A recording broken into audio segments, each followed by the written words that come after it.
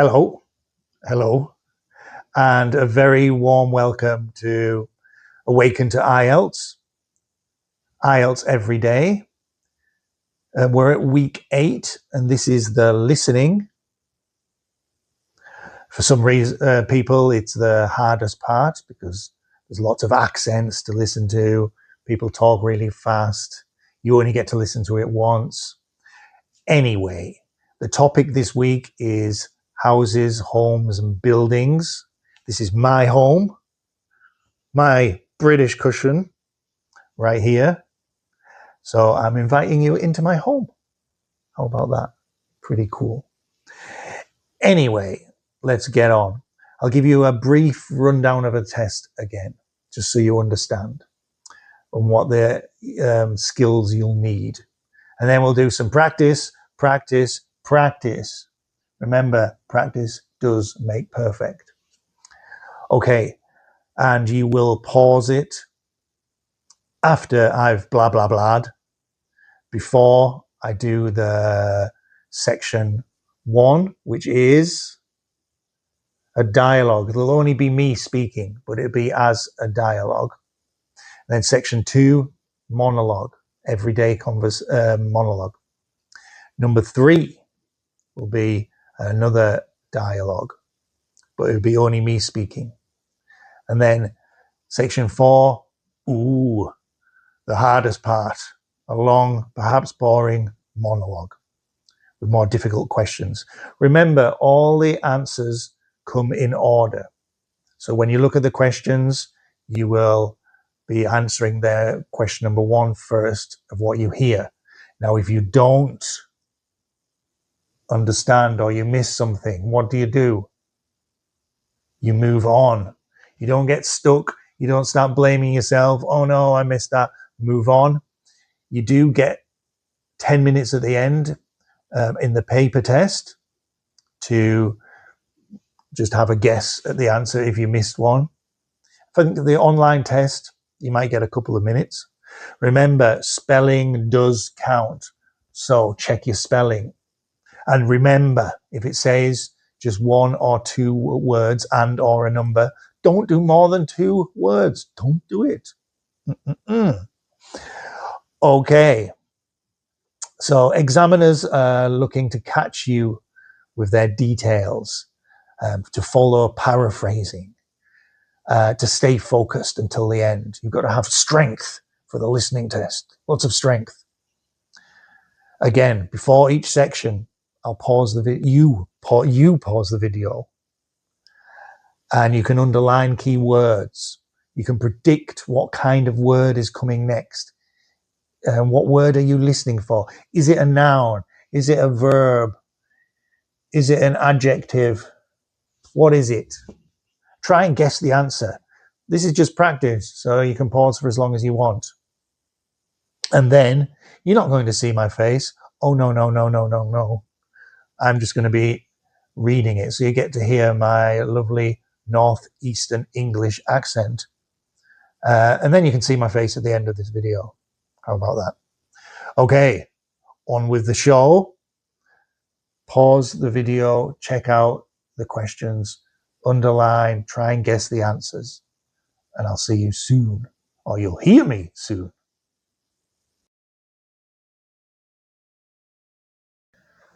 Okay, we're going to do part 1 now, which is like a form completion, and it's based on a real estate inquiry. So please pause the video now, underline the key words in the questions. There's only like monthly rent, tenant's name, move-in date, email address.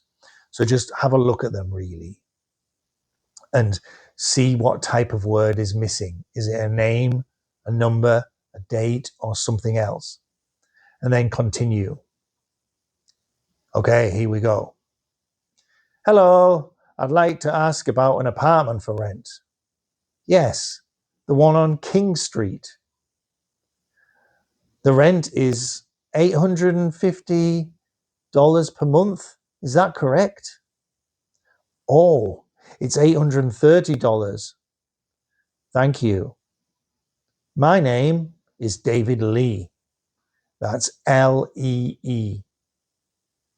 I'll be moving in on the 12th of September. My email is d.lee84@gmail.com. Yes, that's correct. It's all in lowercase. So you can pause it now and check your answers. Or you can listen again. Or you can check your answers and then listen again. It's up to you. Listen to me speaking as many times as you want. Let's go on to part 2. Now, part 2 is giving directions inside an apartment. Now, we don't have the plan, but what you're going to do is try and listen to what I say and give directions like left, right, opposite, or upstairs. Okay, so let's get going. Welcome to the apartment. As you enter through the front door, the kitchen is immediately to your left. On the right side is the living room, which has a large window. Directly opposite the front door is a small bathroom. If you go down the hallway, the first door on the left is the study. And the bedroom is at the very end of the hall on the right-hand side. So you can pause it there and again, just check your answers and listen to it again if you want to. Now, we'll move on to part 3. Part 3 is matching, where you have some students' names and they're discussing a housing project. And you basically just match the student with the project. So you need to look at the names and listen out for them, see which project they're doing. Okay, let's go. In our architecture class, each student chose a building project. Anna focused on sustainable housing using solar power panels. James looked at high-rise apartments in crowded cities. Maria researched renovating old historic homes, while Tom worked on affordable housing projects for low-income families. Okay, so you can pause that there, check your answers, and then we're going to move on to the longest, hardest section. Now, for this one, this is sentence completion, and it's a lecture on urban development. What I would do is pause here before the lecture begins, read each sentence carefully, underline key words, which is a big skill in your listening, and then predict, another big skill. Predict what type of word is coming next. Is it a material, a place, a social problem, or a cost? Nouns, verb, adjectives, or numbers. And then continue. Okay, let's go. Today's lecture will examine changes in urban housing design from the mid-20th century to the present day. After World War II, governments across Europe built large housing estates on city outskirts. These developments were intended to solve overcrowding, but many quickly became associated with poor living conditions. A common issue was uniform design, long rows of identical apartment blocks, often constructed cheaply using concrete.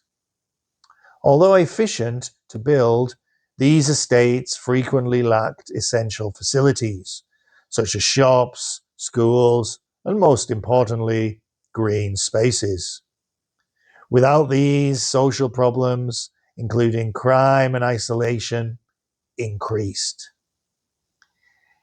In contrast, Modern urban planning emphasizes mixed-use developments. These combine residential apartments with retail, office, and leisure spaces in the same complex. This approach aims to create self-sufficient communities, reducing the need for commuting. Planners now highlight the importance of environmental design, using sustainable materials and energy-efficient systems. For instance, green roofs and solar panels are becoming common features, while water recycling systems are being integrated into new projects. However, challenges remain. Affordable housing is still in short supply in many global cities, forcing low-income families into unsuitable or overcrowded accommodation. In addition, while technology has improved building design, some critics argue that high-tech features can increase construction costs, making housing less accessible to those who need it most. End of exciting monologue. Now, you can pause it, check your answers, check your spelling, double check your spelling, see if it makes sense, like read the sentence with your answers. And yeah, let's move on. Next, you can see my face. Okay, good.